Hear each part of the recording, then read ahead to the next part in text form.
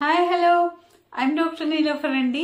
నేను యూట్యూబ్లో హెల్త్ గురించి, లైఫ్ స్టైల్ గురించి అండ్ మోటివేషన్ గురించి చాలా వీడియోస్ చేశాను.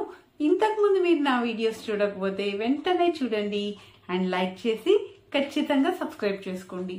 ఇవాళ మన టాపిక్ అయితే హైపర్సోమ్నియా గురించి. మరి హైపర్సోమ్నియా అంటే ఏంటంటే వాళ్ళకి ఎక్కువగా నిద్ర వస్తూ ఉంటుంది. రాత్రంతా నిద్రపోయినా కూడా పగలు కూడా ఎక్కువగా నిద్ర రావటము, తర్వాత నిద్ర నుంచి వాళ్ళని లేపడం చాలా కష్టమైపోవటము, కొంచెం సేపు నిద్రపోయి లేస్తే ఫ్రెష్గా అనిపించకపోవటము, కన్ఫ్యూజన్గా ఓరియంటేషన్ లేకుండా ఉండటము, తర్వాత ఏదైనా వెహికల్స్ నడిపేటప్పుడు నిద్రని ఆపుకోలేకపోవటము, ఇలాంటి లక్షణాలన్నీ ఉంటే వాళ్ళకి హైపర్సోమ్నియా అనేది ఉన్నట్టు అనమాట. మరి ఈ హైపర్సోమ్నియా అనేది వారానికి 3 సార్లు అలాగా 3 నెలలు వస్తూ ఉంటే గనక, తర్వాత వాళ్ళకి దానివల్ల పనిచేసే పనుల్లో ఇబ్బంది గనక కలుగుతూ ఉంటే అప్పుడు దాన్ని ఇడియోపతిక్ హైపర్సోమ్నియా అని కూడా అంటామన్నమాట. మరి ఇది జనరల్గా 5% మందిలో ఉంటుంది. ఇది ఎక్కువగా ఆడవాళ్లలో కనబడవచ్చు. 17 నుంచి 24 సంవత్సరాల వయసులో ఉన్న వాళ్ళకి ఎక్కువగా రావచ్చు. అయితే వీళ్ళు ఏంటంటే వీళ్ళలో విసుగు, కోపం అనేది ఎక్కువగా ఉండటము, తర్వాత కాన్సన్ట్రేషన్ లేకపోవటము, తలనొప్పి ఉండటము, జ్ఞాపక శక్తి కూడా తగ్గిపోవటం, రెస్ట్లెస్ గా ఉండటము, ఇలాంటి సమస్యలన్నీ కనబడతాయి.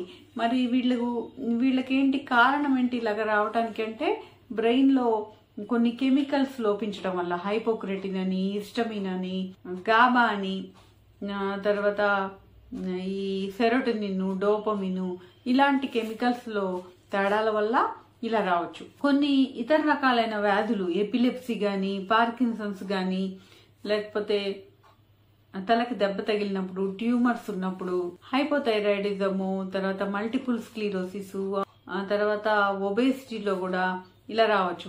అయితే కొన్ని రకాలైన మందులు, ఫిట్స్ కి వాడే మందులు, తర్వాత డిప్రెషన్ కి వాడే మందులు, యాంటీసైకోటిక్స్, మత్తు మాత్రలకి, వీటన్నిటికి కూడా ఇలా రావచ్చు. సో వీటన్నిటి వల్ల వచ్చే వాటిని ఏంటంటే సెకండరీ హైపర్సోమ్నియా అంటాం అనమాట. ఇలాగా వేటి వల్ల వస్తాయి.